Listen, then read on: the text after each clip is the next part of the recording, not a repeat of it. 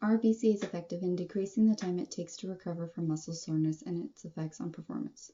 According to Shimura and colleagues in 2010, their research indicated that BCAA supplementation has an effect on the release of essential amino acids from exercising muscles, causing a decrease in muscle protein breakdown, possibly causing a decrease in muscle soreness from exercise. How is recovery defined? Either the degree of symptoms of the level of creatine kinase found within the blood can identify recovery, or the degree of symptoms can often indicate the level of recovery. However, this is difficult because the level of symptoms is based on the subject. However, level of creatine kinase in the blood can be an indicator of muscle damage, suggesting inflammation from the area present in the muscle, according to Jackman in 2010. The type of performance affected by BCAA supplementation has yet to be determined. Shimura and colleagues found that females were affected greater than males. However, Jackman and colleagues also in 2010 found that BCAA supplementation was effective at reducing muscle soreness in males. Are the effects different in active individuals versus sedentary individuals? The level of effect of BCAA supplementation that has on an individual can be based on more than just the type of activity the individual is involved in, but also the type of amino acid being ingested and the amount, the duration of supplementation period, degree of dietary control, and ultimately how effectiveness is being measured. How much BCAAs are needed for an effect? Throughout the research, different amounts have been used to help determine effective dosage of BCAAs on intense sports performance. Yet there's yet to be a determined amount of BCAA supplementation needed in order to decrease muscle soreness. Both Jackman and Shimura in 2010 recognize a threshold must be met for any effectiveness to be taking place on muscle soreness.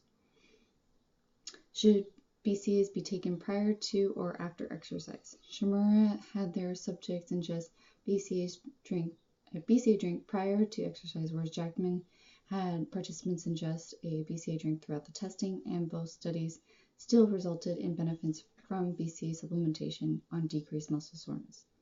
However, Nosaka in 2007 identified that pre-exercise BCAA supplementation may offset delayed onset muscle soreness more so than during or after exercise. The types of BCAAs that are needed in order to decrease muscle soreness have yet to really be truly tested.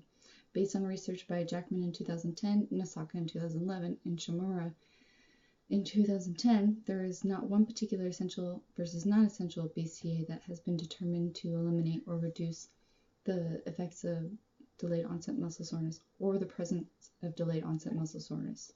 Most individuals receive an adequate amount of protein or amino acids throughout a daily diet.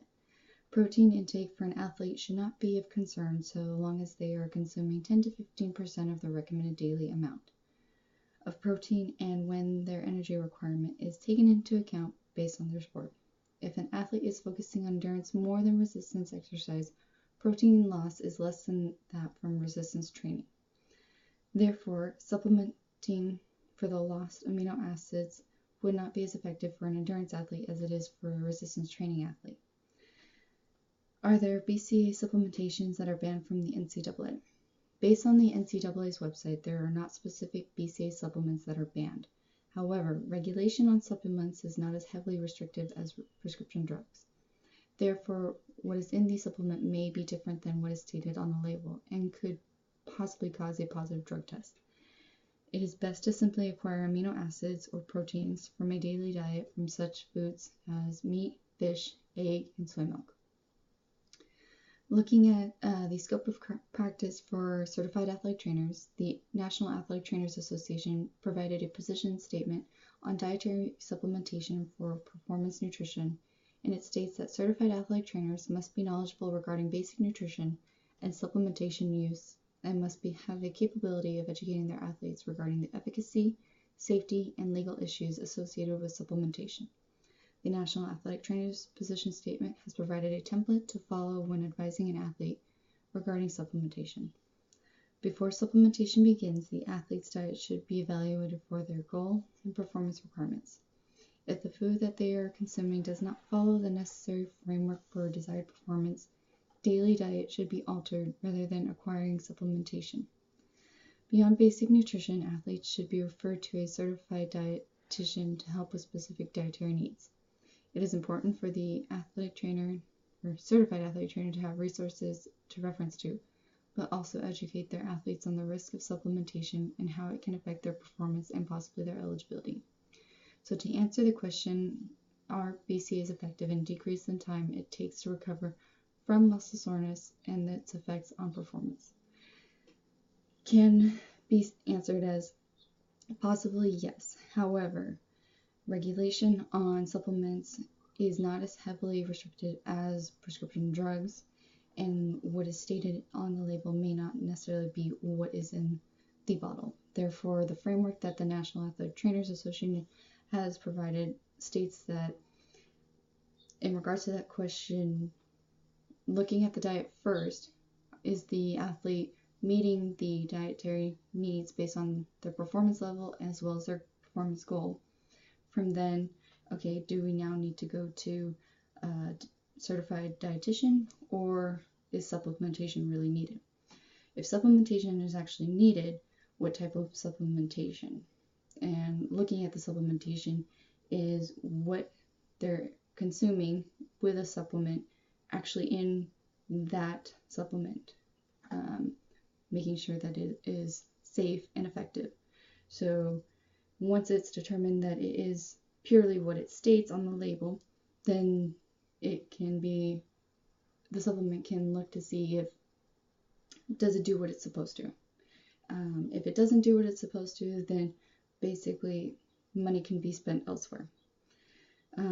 However, if what's in the bottle is not what is stated on the label and is a banned substance, the athlete's eligibility could be at risk. If it is what's in the label, then we need to test, does it do what it's supposed to? If it doesn't do what it's supposed to, no reason to take it.